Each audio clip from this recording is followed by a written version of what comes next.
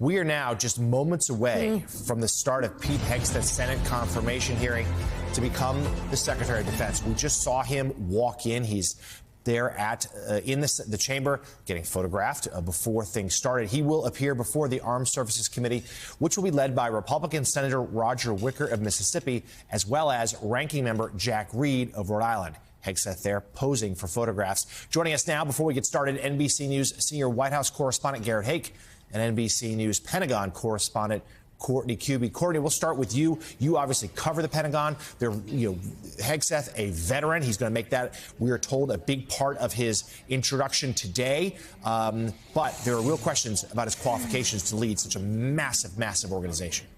Yeah, and we shouldn't expect to hear that just in his introduction. We should hear that as a big part of Pete Hegseth's side of this confirmation hearing today. He will repeatedly reinforce his role as a combat veteran. What we just heard as he was walking in the room, in fact, were applause and chants of USA. Jonathan, I can tell you in the audience today are dozens of former service members, including a group of former Navy SEALs who have gathered in D.C. today to try to rally and support of Pete Hegseth.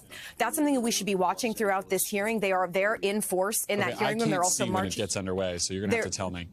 They're also marching along up Constitution Avenue, heading towards the Capitol. But as I said, what we should really expect to hear is Pete Hegseth reinforce the fact that he is a combat veteran. He will focus on lethality. We will hear the word lethality over and over today.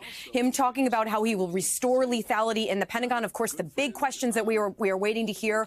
How will he address the 2017 allegations of sexual assault in Monterey, where he paid off the accusing woman who accused him of sexual assault? And how will he address some of the controversial comments he's made in the past, including his feeling about women and serving in combat? 2 female combat veterans are on the dais today. And how will he address the allegations of financial mismanagement of some of those veteran organizations? Gary